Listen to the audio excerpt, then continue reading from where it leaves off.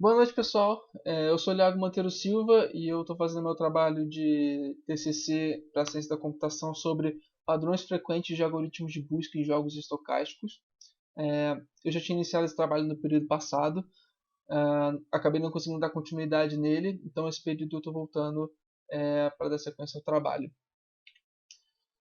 Bem, essa apresentação aqui ela visa dar só um overview sobre o escopo atualizado do trabalho, sobre algumas mudanças de escopo que eu botei aqui. Aí tem um sumário rápido, a gente tem uma introdução mostrando um pouquinho das motivações e dos objetivos.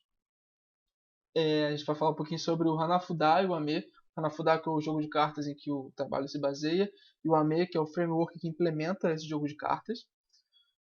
Mais abaixo a gente vai falar um pouquinho sobre os algoritmos de busca que o Ame implementa.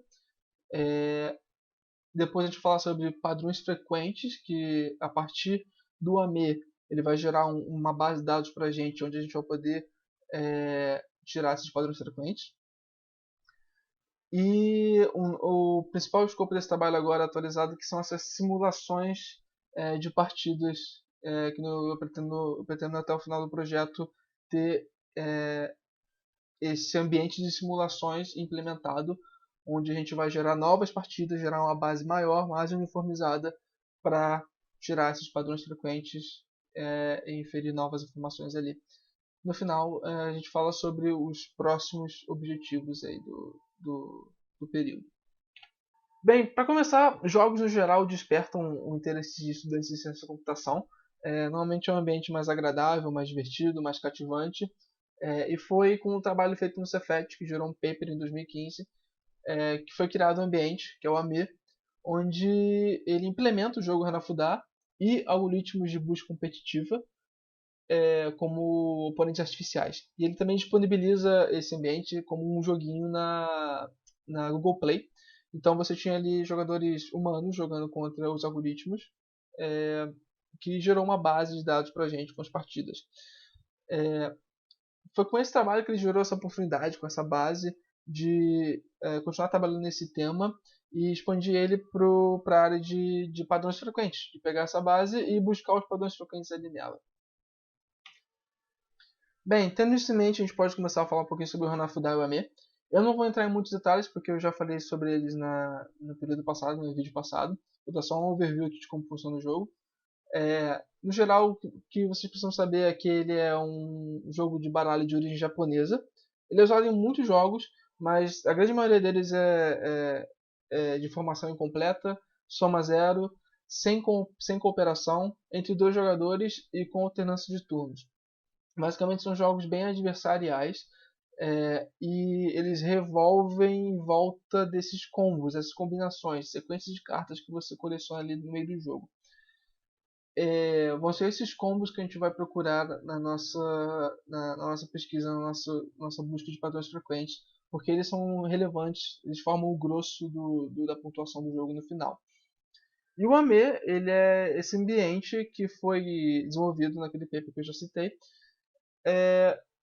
para auxiliar no processo de aprendizagem de algoritmos de busca competitiva, e ele fornece esse app para a gente, esse joguinho na Play Store. Como vocês podem ver aqui, ele está aqui, quem quiser pode baixar lá e dar uma jogada e ajudar na composição da base também.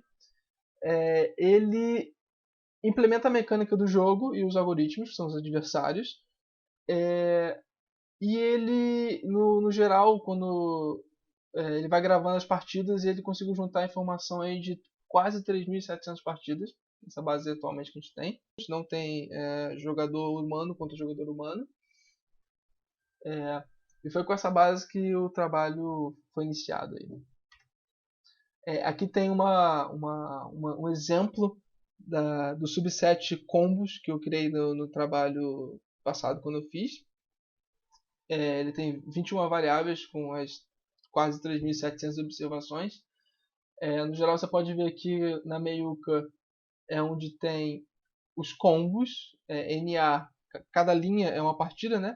Então, onde você tem NA é que o combo não foi feito, onde você tem C é que o combo foi feito pelo computador e onde você tem P é que o combo foi feito pelo player. E a partir daí a gente consegue ver que cada partida quais combos foram feitos. É a partir desse tipo de estrutura de dados aqui que eu montei que a gente consegue inferir a, que a gente consegue extrair os padrões frequentes. No cabeçalho aqui não dá para ver porque está cortado, mas é o algoritmo. É o algoritmo que foi usado na partida, que o jogador humano jogou contra. E no final aqui é o indicando quem ganhou a partida. No caso C aqui, por exemplo, quem ganhou foi a máquina. Bem, como deu para ver na tabela, tem ali o campo com os algoritmos utilizados o algoritmo utilizado na partida. Ele é um dos 6 algoritmos implementados no AME. O AME implementa o Random Player, o Grid, o Nanatan Grid, o Chico Grid, o Nanatan Chico Grid e o Expect Minimax. O Random Player, o nome é bem autoexplicativo, ele é aleatório, não tem nenhuma estratégia bem definida. O Grid ele tem uma estratégia de busca local, onde ele sempre tenta fazer a melhor jogada possível naquele momento. Ele não se preocupa num combo futuro ou na possível jogada do adversário dele. O Nanatan Grid é uma alteração do grid em que ele não só foca na melhor jogada, mas ele foca num combo específico que é o Nanatan. A mesma coisa com o Chico Grid, para o combo Chico, e o Nanatan Chico, que é uma mescla dos dois. Por que esses dois combos, o Nanatan e o Chico? Eles são os melhores combos do jogo, basicamente, entre aspas, porque eles, se você faz eles, você ganha a partida, basicamente. Mas são combos bem difíceis de fazer, por isso talvez não valha muito a pena você uma estratégia de começar a tentar fazer ele só, apenas. E o Expect Minimax, que é um algoritmo bem conhecido para quem está familiarizado com algoritmos de busca. Ele basicamente já tem uma tendência mais de achar uma solução global e não local, que nem o Greedy. Ele tende a levar em consideração as jogadas do adversário dele e as possíveis jogadas futuras também. Aqui está uma árvore, até mostrando aqui a árvore Minimax. E utilizando uma árvore como essa, que algoritmos de busca eles são capazes de explorar várias técnicas ali para tentar achar as melhores jogadas possíveis e conseguir achar ali, otimizar o caminho de vitória. Obviamente, quanto maior o jogo, quanto mais complexo o jogo, mais estruturas adicionais essa árvore precisa, maior ela fica também naturalmente. E é usando essa árvore, essas estruturas, que você consegue ter várias abordagens possíveis ali. Algumas podem ser melhores do que outras em determinados cenários. E é por isso que o Hanafuda é tão interessante, porque ele tem uma ampla combinação de jogadas, uma variedade de cenários grande ali, e relativamente dinâmica com o adversário. Por exemplo, o meu combo pode se tornar impossível graças a uma jogada do meu adversário. Então, esse tipo de incerteza no cenário e variedade é o que deixa o Hanafuda tão interessante. A gente pode fazer um paralelo com o poker também, que é muito estudado nessa área, que ele também tem muito dessa incerteza e também funciona com essa ideia de combinações de cartas. Bem, aí vem a pergunta: como saber quais os algoritmos e quais os cenários mais frequentes que levam à vitória? E há diversas abordagens para tentar responder essa pergunta, mas uma muito utilizada é a análise de padrões frequentes, que é o que a gente está fazendo nesse trabalho. Bem, é aqui que a gente chega nos padrões frequentes. Padrões frequentes, no geral, eles surgem em grandes conjuntos de dados. Aqui está um exemplo dos padrões que eu consegui extrair da base quando eu fiz o trabalho inicialmente nos períodos passados. Aqui a gente tem as jogadas, os combos feitos, levando ao caso de vitória aqui, no caso em relação sempre ao computador, à máquina. Bem, os padrões frequentes eles obviamente ocorrem com uma frequência não menor do que uma frequência que a gente estipula previamente. Eu vou estipular ali que a, é, só é interessante para mim se esse padrão ele acontece pelo menos um número X de vezes. Esses padrões eles formam conjuntos de itens. Aqui cada bolinha seria um conjunto aqui de itens, e quanto maior a bolinha, mais itens eu tenho nelas, ou subsequências ou estruturas. E com esse tipo de informação aqui, eu já consigo ter uma boa visão do que acontece no jogo, por exemplo. A gente já sabe aqui que as bolinhas maiores são os combos que mais levam ao caso de vitória. E também acaba surgindo alguns relacionamentos aí que a gente não esperava, até alguns aqui com um algoritmo em si, ó, indicando aqui o greedy. Só o fato do algoritmo ser o greedy e ser o random player já era um padrão frequente para vitória bem relevante. E foi isso que demonstrou uma necessidade, que a gente vai falar mais para frente, de produzir uma base nova, uma base mais uniformizada.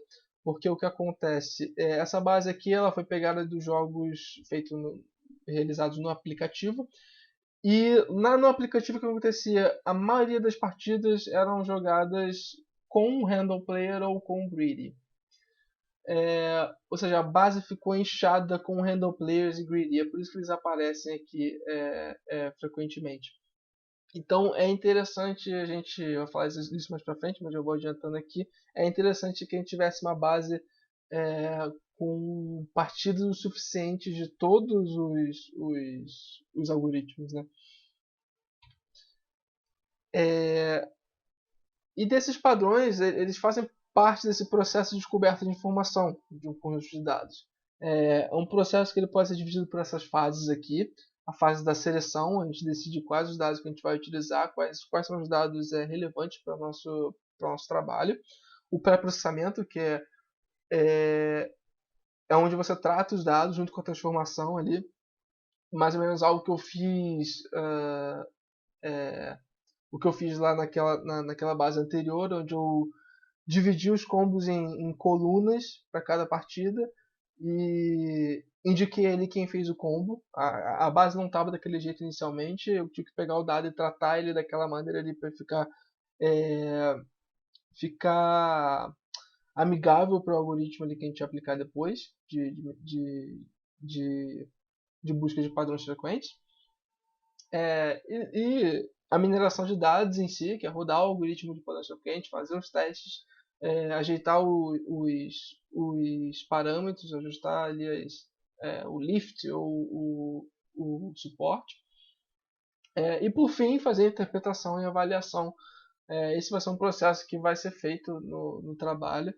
Já foi feito anteriormente nos trabalhos passados, mas como eu disse, a base não estava uniforme o suficiente,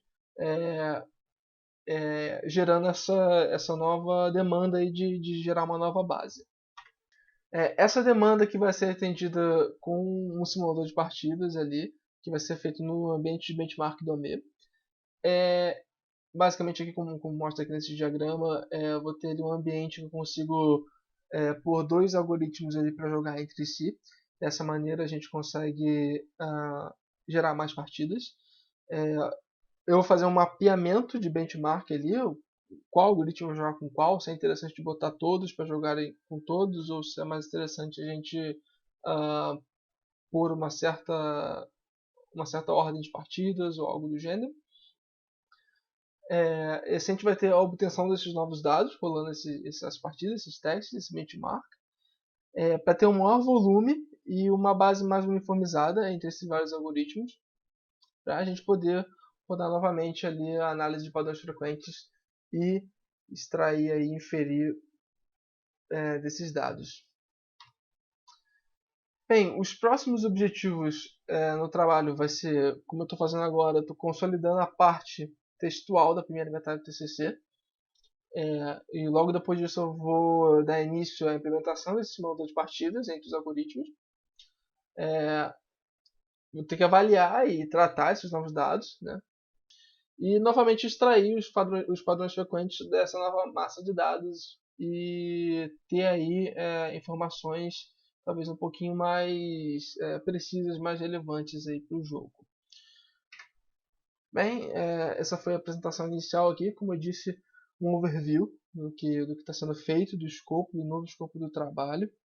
Ainda tem muito para ser feito.